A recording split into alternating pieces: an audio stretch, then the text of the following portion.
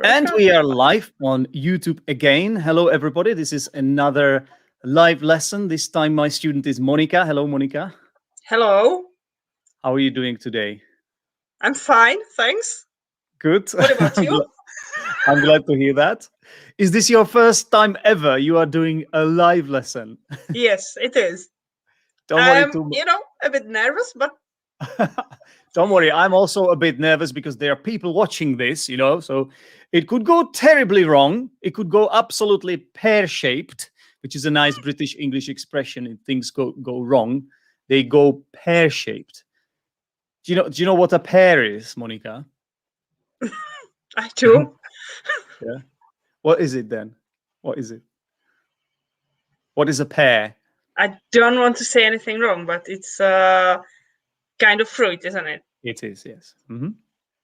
Yep. So it's pear-shaped. Apples. Often we say apples and pears, and if something goes pear-shaped, I don't know if it's the shape of a pear that is not really appealing. I don't know. I quite like it, to be honest. So I don't know how this idiom could have, sort of originated. But if something goes pear-shaped, it goes terribly wrong. Mm-hmm. So that's totally fine. There is this risk, but you're very brave. Thank you very much for agreeing to be here today. You're not the first one. This is my third time ever. So I've got a bit of a head start ahead of you. Not much. Monika, tell us about yourself. Could you introduce yourself? I'm just an ordinary girl from the Czech Republic. I'm your private student. Okay. By the way, thanks for teaching me. Yeah. Pleasure. It's my job. Yep. I live in Prague. I'm 35 years old. If anyone is interested in such information. And I'm an avid English learner. Oh, you used a fantastic word, an avid English learner. That's a nice one. So if you're an avid learner, that means that I'm keen on learning. I love the language. Right. You're very passionate about it. You're very keen on it. Mm-hmm. Okay. So why is that? What makes you like it so much? Where is the appeal for you in it? It's a bit long story. I really don't want to over talk about it, but simply my former boss inspired me. Okay. Is your boss watching right now by any chance? Hopefully not. Why not? Why do you say hopefully? By the way, very nice adverb.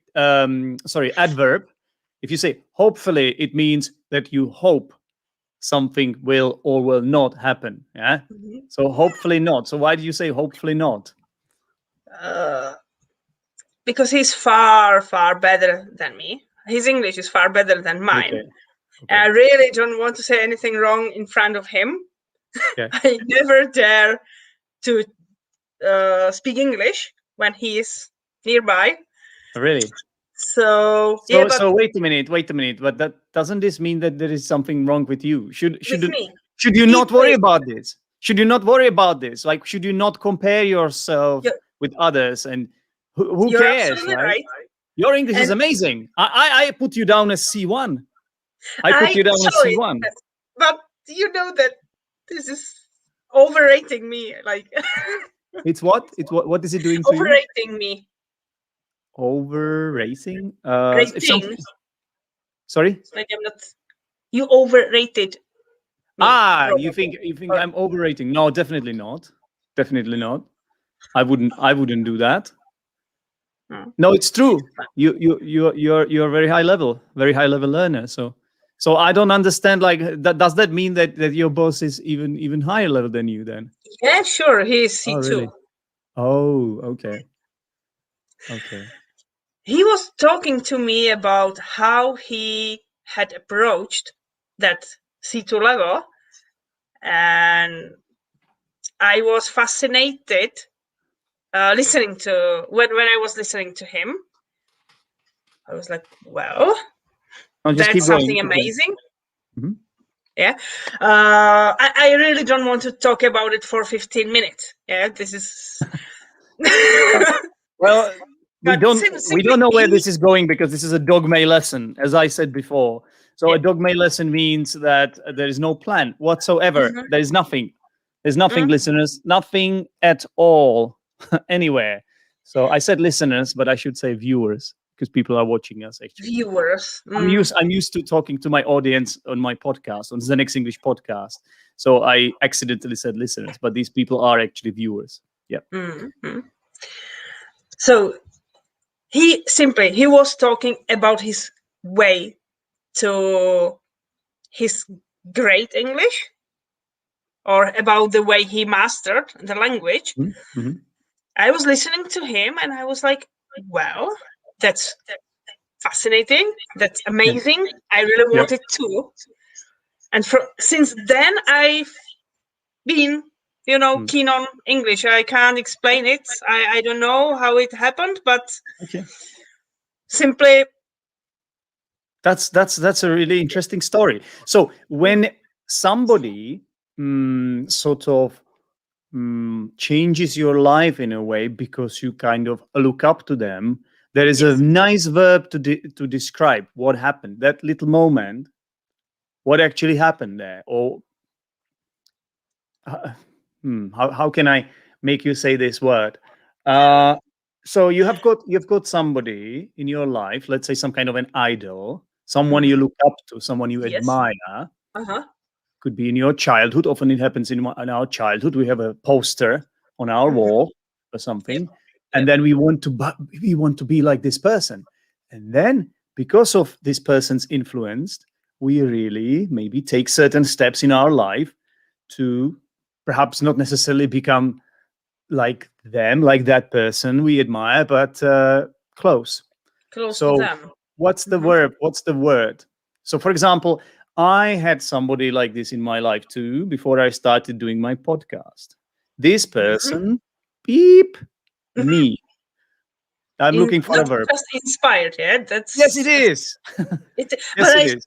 I said it. I didn't say you didn't. I wanted to hear it again, just to make sure everybody knows this word. He inspired you. He was inspiration to you. Yeah. An inspiration to you. Okay. And I'm quite sure that if he listened to me, he wouldn't put me in trouble. He wouldn't be annoyed, anything like that. Yeah. I think it would be quite safe. If he what? If he listened to me or to this live show. Okay. Is it happening right now? Hopefully not. No, this live show, is it happening right now? Yes. Okay. So you could actually put you use the right conditional, but you can put it in the wrong tense, yeah? No, it's not completely wrong, but you could put it in the continuous form. So could you... If he were listening to this live show, probably I wouldn't end up in trouble, Oh, you mean like he would be fine with it? He would be totally fine with it. So this is in your head. This is in your head only. It's just in my head. Yeah. Okay. Something is wrong with me, not with him. Yeah. All right. Well, as you said, you are right, or you were did I say something was wrong with you? Something was wrong with me, and something is wrong with me, and you were right when you said it. Oh my God, I should never say that about any of my students. I think it's highly unprofessional, actually, to say anything like that. It's just... it's always okay to say the truth. On the other hand, say the truth or tell the truth.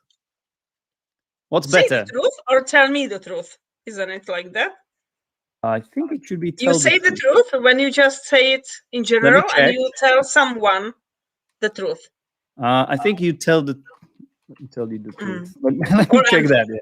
You see, this is what's happening with the dogme lessons. Yeah, you have to check it all the time.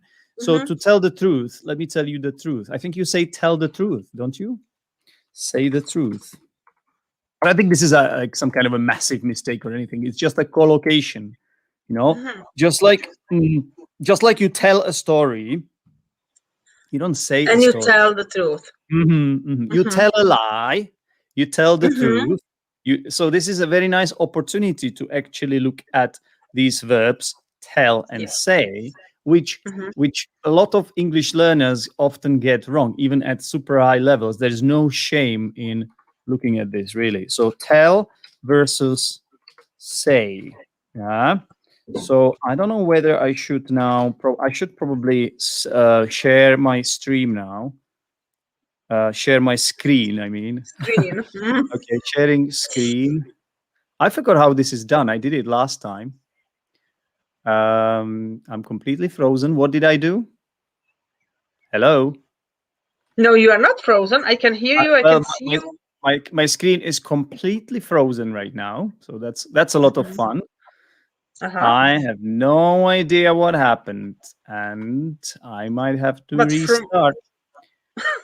I can't see anything right now. It's like a frozen screen in front of me. So you can see me. I can see you. And am I moving? Like, You are are my moving. hands? Yes. Okay. You can hear me as well. What about the viewers? Ask the viewers, please. Well, I can ask them myself. Guys, excuse me, guys. Can you hear Zdenek and can you see him? Or the screen is frozen? What just happened? Would you mind leaving us a message, please? I swear to you, like it's a frozen screen. I can't do anything.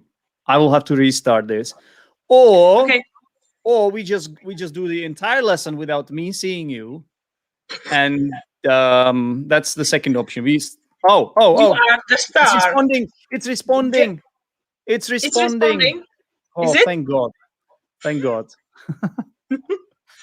People, I guess that people watch the show because of you, so it wouldn't work. I'm not sure. Are you sure about that? It's not. It's not really a show, though. It's an English lesson.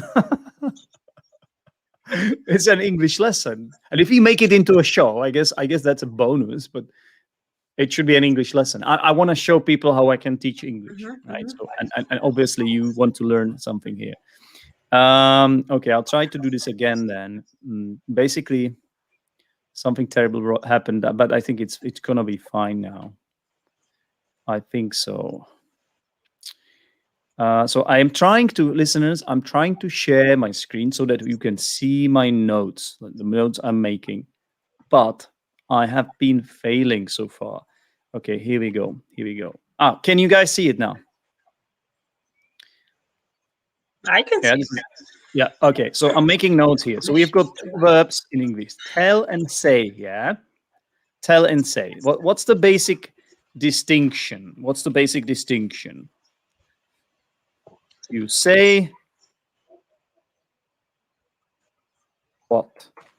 And you tell. What's missing here, Monika? You two words after tell. Yeah, usually, yes. Typically. I would say something like you tell a story. Well, that's like a special collocation. But first, if you look at the basic distinction between these two words, so for example, hello, Monika. What did I do? You said hello. So say something. Yeah? Say something. Because I said hello. You're right. Yeah. Say something. I wanted to come up with something more profound, but I didn't manage that. So we're gonna have to do it hello for now, okay? Right. And tell someone something. Okay. Let's try this. Monika, yesterday I went out and I went to the pub and I had a couple of beers, and then something terrible happened. They ran out of beers, so I had to go home, and it was terrible. What a horrible day that was for me. What did I do, Monika? You told me what happened. What happened? So to tell somebody something. Yeah? Okay. So I told you.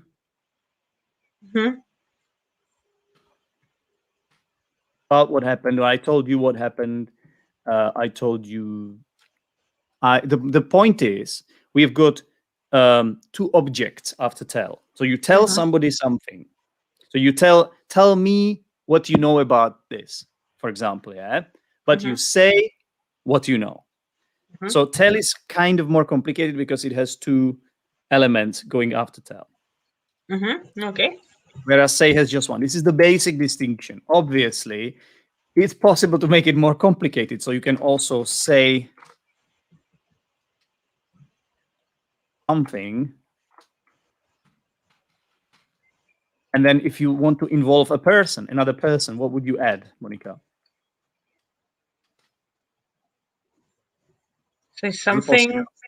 Is it possible? To someone? To someone? That's it. So you can involve another person. You can say, so say something to someone. Somebody, okay? That's why it confuses me a little bit. Yeah. Say something to someone and tell somebody something. Exactly, And because it sounds say quite similar. Yeah, exactly. You are not the first one. It confuses a lot of people. And so we have this preposition to here. That's why it's different. Okay. Now, then to make it even more complicated, and that's how we actually got to talk about this in the first place, we have got some collocations or like phrases. So for example, you tell a story. A story, yeah. And remember how we started this? You said that you always want to be honest with me or something like that. So you telling the truth is always okay. I think it should, yeah. But the point is, it should be tell the truth, as far as I know. Tell the truth. Rather than say the truth. Say the truth. Could you say the truth? Say to the someone. truth. Say the truth to someone should work according to what you've just. I wouldn't say it though. I wouldn't use it like that. It's not natural. I don't know. It just doesn't sound right. So I would say tell me the truth. Tell him the truth. Tell the truth for once. Say the truth. I think maybe it would be possible, but let's put it this way. The collocation is to tell the truth. It's like to make a mistake versus do a mistake. If you say to do a mistake, everyone will understand what you are saying. You know, I did a mistake. Like everyone will know, but actually it should be to make a mistake. You see, so this can be quite confusing. This anyway. To tell a story, tell the truth. And what's the opposite of telling the truth? Tell the lie. Tell a lie. You know, it's interesting that we say tell the truth because as if there is only one truth. That's why it's the truth. Yeah. Okay. Makes sense. You can't say tell a truth. Tell a truth. Technically, you could say it if there were more truths. But usually we understand this as just one single truth. Yeah, that's why to tell the truth. But to tell a lie, the reason it's a lie, Monika, why do you think it's a lie? Because you can say plenty of lies. You can tell plenty of lies. That's right. What am I doing? No, don't worry. Plenty of lies. But there's just one truth. I think that's why it's like that. It's quite fascinating, I would say. These articles can be quite tricky as well, as we all know. Okay, I'm just gonna quickly check if somebody's responding because it's always nice to see if there are any kind of comments. So they can hear us, they can see us. That's important. People are saying hi. Manu is saying hi. By the way, he calls me Dan, even though my name is Zdenek. There is a story, but there's a story about this, but I'm not going to tell you this story, Monika. Okay, we don't fair enough. Time. Maybe another time, yeah. Melina is sending a heart emoji. What else is happening there, Monika? Can you describe it? Can you see the comments too? I can't. I just don't know where to. Okay. No, don't worry. I'll handle it then. I would take it literally if someone said it like that. Comments. So if someone asks me to say the truth, I would say the truth. Yeah. Okay. Yes, Luis. Okay. Specific truth. I can see the comments now. And somebody wants to hear the story, and I don't think it's the right occasion here because we want to teach Monika some English here. We don't want to hear Zdenek speaking about himself much. Yeah. So, Monika, that's that. Where were we? You can still see my screen, guys, yeah? We want to hear the story. Oh my god! I know, but I just refuse. I refuse to tell them though. Not today. Okay, not today. Not ever. I might tell you one day, guys. I might tell you. It's nothing to write home about, really. It's nothing special. So, Monica, where were we? We were talking about tell and say and about articles. And before that, we were talking about my former boss and how he inspired me to learn English. And right, which is an interesting story, in my opinion. Your boss. Boss. Okay. So you said that he has a C2 level, and then he had some sort of a cool method to learn English, or did you mention something like that? Do I remember it clearly? Sometimes I have a memory of a goldfish. I didn't mention it. I really didn't want to go deep to it because it would have, I would have ended up talking about one thing. Yeah, that's what we want here, Monica. We want you to talk, because the best way the English teacher, like let's say, for me to sort of showcase my ability, it's best if everyone can see my students are able to talk. They are not afraid to talk, and they are very confident speakers, and they take it easy when they speak. I'm not afraid of talking. Okay. But so if I were your boss, be that, yeah. So if I were your boss, you would be afraid of talking to me then, of course. Because you said, oh, but really? It's something wrong in my mind. Oh, so what does your boss look like then? He's nice. He's. Wait. If I say beautiful. what does your boss look like? Is that a question about appearance? I know. Appearance or character? If I say appearance, look like. Right. It's about. And if you say he's nice, it was wrong. I know.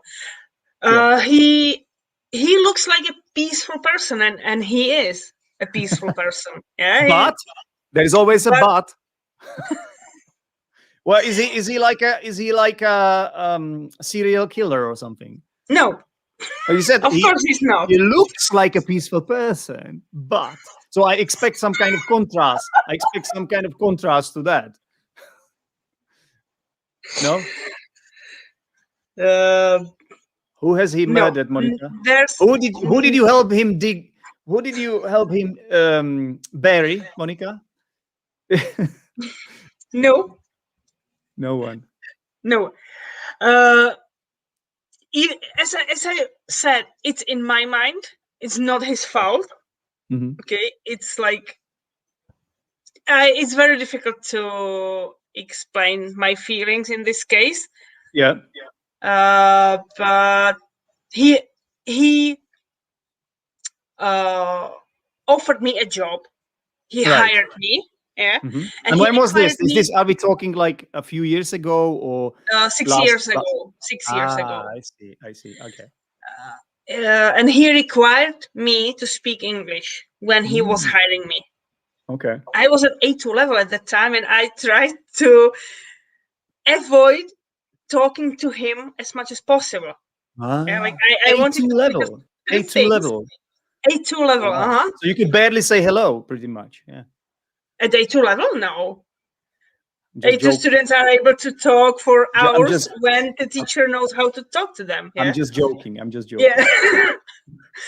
But I was praying for him to hire me for I really wanted to be hired. It was my dream job.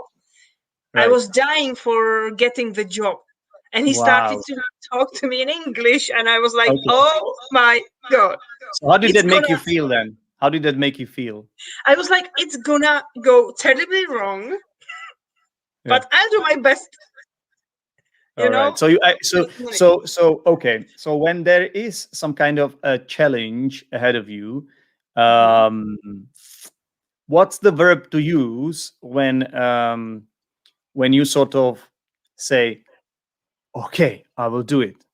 Like you could have chickened out. You could have get scared away and left at that point, but you decided to do what with the challenge? What did you do with the challenge? You to manage the situation or to no. If there is a fight challenge, the challenge or not to not fight? to fight it, but is the opposite of refuse. Is the opposite And of brands? embrace. That embrace, you mean embrace. Did you say embrace? To embrace it. That would be a good one, actually, to embrace it. You decided to embrace it. But when it comes to the situation, can you still see what I'm typing? No. Yeah, I can see what you're typing. Okay, so I'm looking for a verb which is used with the word challenge. Yeah. So there are two words which can be or take a challenge or take a challenge. Take the challenge. I would say take on the challenge, actually. Yeah. Take on the challenge. I think it would be fine. Take the challenge. Maybe it's okay, but I would prefer to take on the challenge. And then there is a simple word which you definitely know, and is the opposite of refuse or turn down. So when somebody is offering you a deal, let's say, what can you do? You can either refuse it, or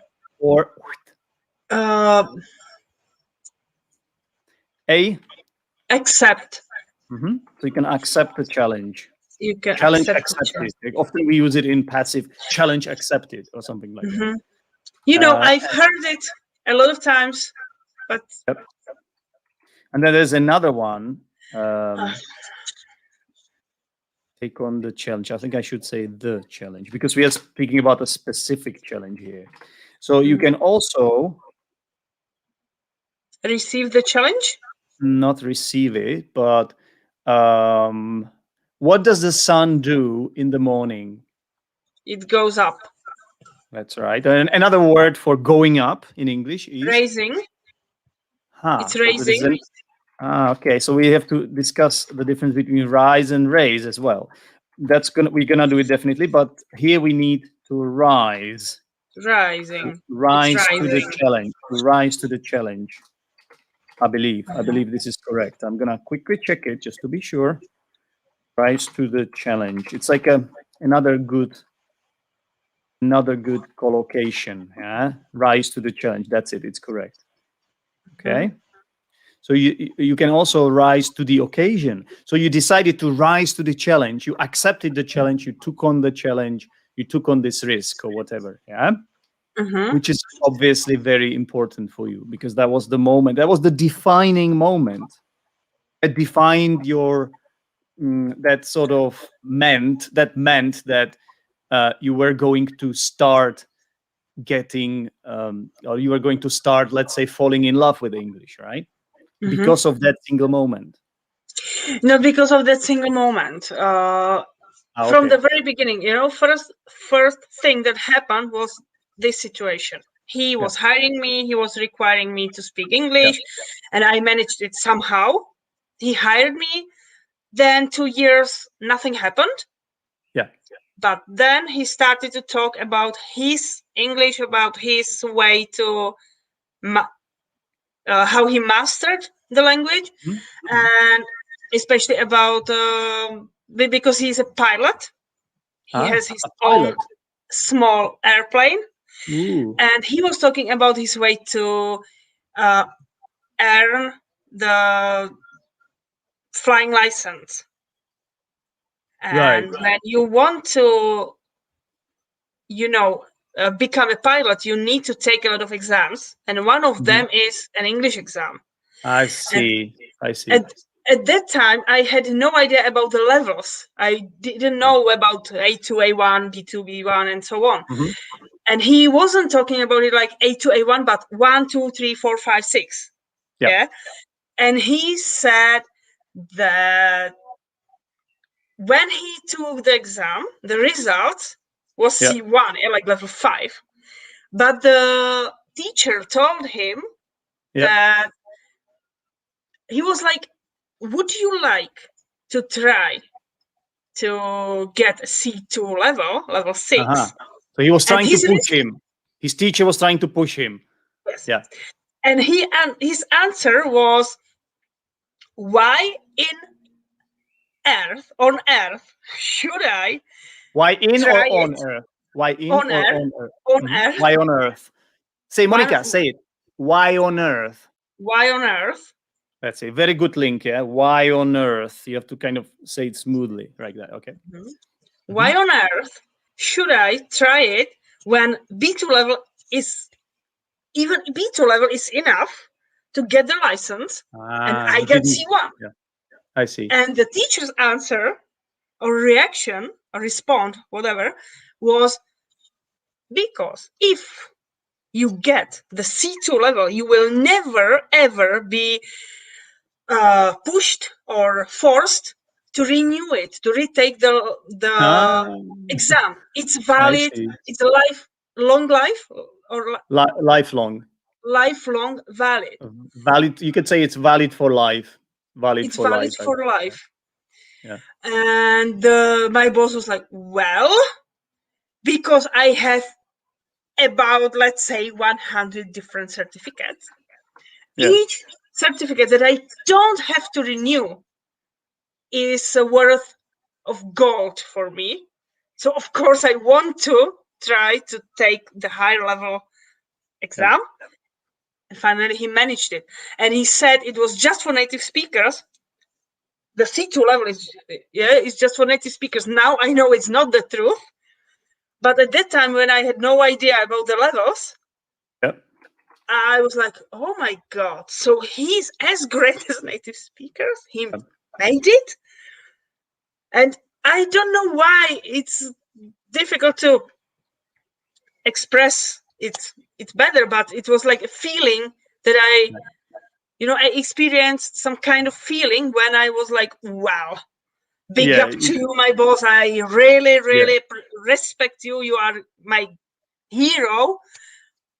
And I started to be, keen on learning, but not to showcase that I can learn it as well or so, but just to do it, just to. So I think he infected you with this kind of attitude. He basically infected me with this kind of attitude. He spread the virus. He passed it on you. Yeah, that's it. Yes. Because this is very important, like your mentor or whoever is obviously helping you with something. If this person has the if this person can inspire you and can really make you fall in love with whatever you are trying to learn, and has the right attitude, if this person has the positive attitude and is passionate about it, then obviously you're going to be affected by it in a positive way. So yeah, I can see why such a story inspired you. Yeah, it's very nice. Okay. And it's easy to affect me with almost any kind of feelings. Yeah. So yeah, you know what I mean. When someone is talking to me in the right way, it's easy to spread the feeling to me or to affect. Yeah, I think it's not just you. I think it's a natural phenomenon or something, natural thing to occur. We are all sort of built in that kind of way, aren't we? Yeah, if there are people that are laughing around us, we are going to end up being happy. I think, it's contagious. There's a word. It's contagious, right? The atmosphere, the as long as you feel welcome, it's important that you are included in that, right? If somebody is laughing at your expense and they're bullying you or something, then obviously it has the opposite effect. Yeah. All right. Well, that's a lovely story, Monika. Is there anything else you would like to add? No. It shouldn't be just me talking about I want it to be a little bit. No, that's perfect. Like I said, if you are a Yeah, I student, you are a learner, it's my Mhm. job to make you talk. And the more the Mhm. students talks, the better, job's done. Job's done. Okay. Yeah. Uh,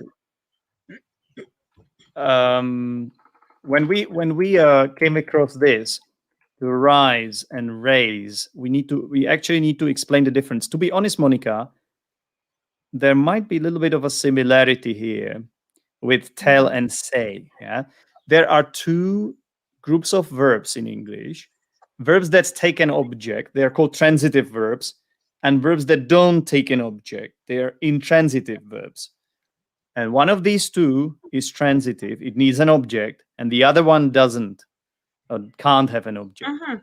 Which one is which, in your opinion? How would you use these So say verbs is in a sentence? transitive. It takes an object, and tell The is. second one. So, Okay.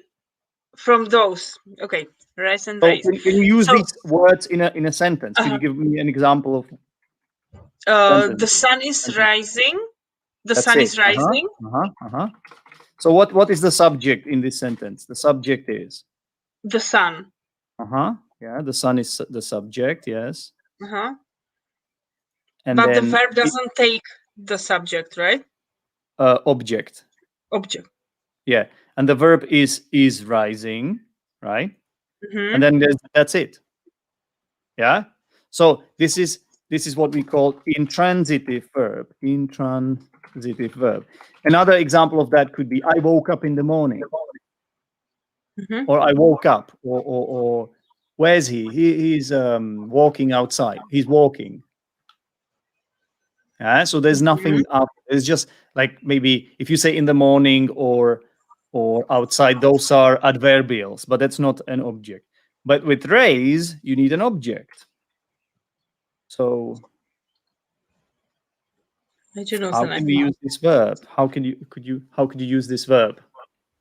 Even don't know what it means. It actually has the similar meaning, to just go up or to kind of increase something. Okay. This Yeah? is not the best way to raise the children. For example, because the verb to raise can have more meanings, and one of them is to bring someone up, obviously. Yeah? So you raise children. So this is not the best way to raise children. Okay, it's not the best way to raise children. So the verb to raise. Okay, and then we have got an object here as well. Yeah. And they are transitive verbs. This is a transitive verb. Here the verb raise is used as a transitive verb. Or what else can you raise? In the 21st century, the government needs money because it has the budget. They What's it raise called? The budget. taxes. They raise taxes. That's right. You can also raise taxes. Raise taxes. Okay, another one which I think is quite useful to know. If, let's say, there's some kind of a topic and it could be slightly controversial or difficult to get into, but you would like people to know about this because it's important, you need to be careful. You need to take it easy. You need to take it step by step. First step of telling people, it's not about telling them directly, but you at least want to raise. You want them to be aware of the problem. You want to raise attention. Not attention. It's from the word aware. So how can you make a noun? Excellent. So you raise awareness. So this is another good example. Can't think of anything else. There are definitely more. Like you can look into the dictionary of collocations. It's always a good idea to do that. But as you can see, another object here. Yeah? Raise taxes, raise children, raise awareness. And now let's take a look at one thing to do with pronunciation. So this word versus this word. These two words. This is Race? obviously Ra- race, and this one is pronounced raise. excellent. Raise. Raise. So z sound. The thing is, like, we are both Czech. We are both from the Czech Republic, and in our language, most English learners would pronounce these two words in the same way. Actually, they would just say race. Yeah, but it should be a raise, right? Raise. And race, it can be race like white race or black race. So, People, race, and ray. 3 words and very similar pronunciation, and we can also Formula One. What's Formula One? What's the or when there is a, like, in athletics, when the athletes run around the stadium, it's a marathon. Race. It's a race. Yeah. So the word has more meanings as well, but the pronunciation is the same. How about this one then? Rise. One second. I'm sure everyone is familiar with this food. Rice. So the first one is rise, and the second one is rice. So I had rice for dinner. And how can you make a sentence for me with rise? Like, I don't want to say the sentence with the sun again. You can ask me when it happens in my country, or ask me when it happens. When the sun when the sun is rising in your country. Is this correct? When? No, when the sun rises in your country. Let's write it down. Yeah, when the sun rises in your country. So is this a question then? It's underlined. My Google document doesn't like it. Leave the lesson. You should change the lesson. No, stay here. I need students. I need students who make mistakes. Otherwise, I am useless. Okay, so stay here, Monika. All right, stay where you are. Okay, when is the sun rise? Does the sun rise in your country? My God, A2 level, and I make such a mistake. Don't worry, Monika. Don't worry about it. It's an opportunity to learn. Yeah. So this one is wrong. That's why I marked it red. And you can correct yourself now. When does the sun rise in your country? How does the sun rise? Or what time? What time does the sun rise here in your country? Yeah. I think it changes all the time, doesn't it? I think it changes. Like now in summer, all the time. That's why I use that continuous tense. Yeah, but it's still. But it was wrong. You could say, what time is the sun rising these days? I suppose you could say that. Like if you mean like it's temporary, that's why you could technically say it like that. But I still think, because it's kind of like you're asking about a fact, right? Like if you ask someone about a fact, it should be present simple, I think. So what time does the sun rise in your country? But technically, you could say, what time is the sun rising these days? You could say it too, but you mean at the moment. Yeah, because that's what was in my mind in the moment. Like, yeah, but I should have asked you. No, please don't feel bad about it. Like sometimes I've had some students in the past. I don't know. I know some of the teachers are watching this as well. I know Manny is a teacher. Dancha is a teacher. May I tell you something? Naresh has just written, "You are amazing English teacher I ever seen." Is this correct? The most. No, it's not. But it's not. How should be corrected, Monika? How should be corrected? You are the most amazing teacher I've ever seen. That's the message for you. That's very kind. Naresh. I like it. I like it a lot. Can you please tell me every single day?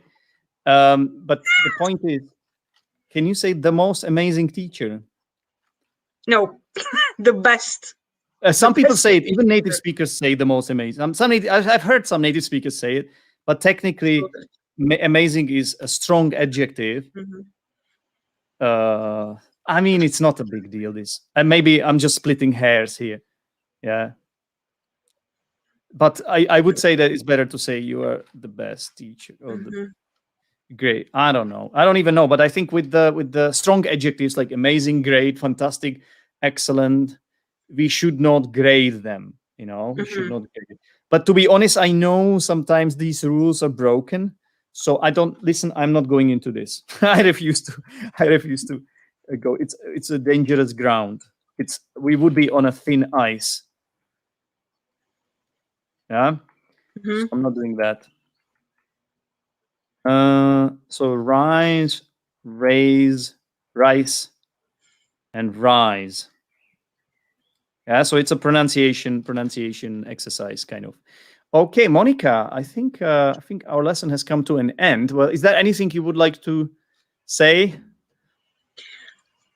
Have we learned anything today with this lesson? We have. Okay. I hope so. I hope so. Well, you've got some compliments there in the chat yourself. Great, Monika, and so on. Great lesson, guys. Yeah. Yeah. Well, it's a pleasure to know that. Or it's not pleasure.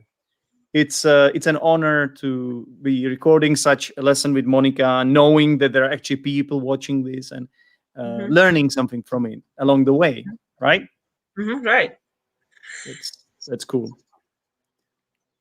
Okay, so are you sure your boss is not going to watch this then? I hope so, because I've made a lot of mistakes so far, and really I don't want him to watch it. But even if he watched it, I would survive. So Monika, what is it about the Czech people? What is it about Czech people that they are so obsessed with making mistakes? I am the same. I'm the same. I'm saying it because I'm like you. Yeah, we are more obsessed about it than the other nations, as far as I know. Yeah, me too. Like, why do we always? Other members of the learning English of the group, like I forgot the name. Oh my God, shame on me. Learn you mean the English Discord online group, on Discord. Learn English online Discord group. Yeah. Discord group. In our group, the other members are not like that. Okay. Those apparently are not Czechs. Apparently Polish people are equally obsessed with it. We've got a comment in the chat, so we're not the only ones. I think it's equally obsessed with it. It's quite reassuring, actually, to know that we are not the only ones. Yeah, we can share the burden. Share the burden. Have you never heard the word burden? Nope. Very nice word. Have you watched The Lord of the Rings? Burden. I haven't. Have you watched The Lord of the Rings? No. No. Oh, okay. It's the cross we have to bear. This comes from religion. Jesus Christ. Before he was crucified, before they put him on the cross. Yes. He had to carry the cross, as far as I remember. He had to take it with him. So it's the cross he had to bear. And it's like, oh my God, I'm not explaining this very well. Something that is sort of... I know what you're going to say. Something that you have to take with you, but it's going to make your life more difficult. And it's like, it's the baggage you have to carry with yourself, So it's like a burden. It's like it's an abstract word, but you can also imagine it as something more concrete. Like imagine you have to carry a lot of weight. You carry a lot of weight, and you have to take it with you. You go on a hike, and you have to carry a lot of weight. I don't know. A burden. Yeah. Burden. this is burden a of being Czech. It's a burden of being Czech because we are constantly focus on mistakes we make instead of being positive, instead of looking on the bright side and all that. You know, we still keep pointing out all the all the wrong things and imperfections, even though they are often, in comparison, they're often very little. You know, but we still do that. But there are few and far between. That's what I meant. They're just few and far between, and we still do it. We do. Yeah, that's right. Okay. Anything you would like to say at the end of the lesson, Monika, before we? Just to say thank you. Thank you, Zdenek, for the lesson. Thank viewers for watching it. You're welcome. This was a pleasure. And well, this is not the last time, hopefully, I have this live lesson with you, Monika, because I think you did a fantastic job, just like before Martin and Helen. So I think you managed to, you know, they were a tough act to follow. They were a tough act to follow, but you managed to live up to the expectations. Okay. Nice to see it. All right. Cheers, everyone. Bye-bye. Thanks for watching. Bye-bye, guys. Bye. Thanks for watching.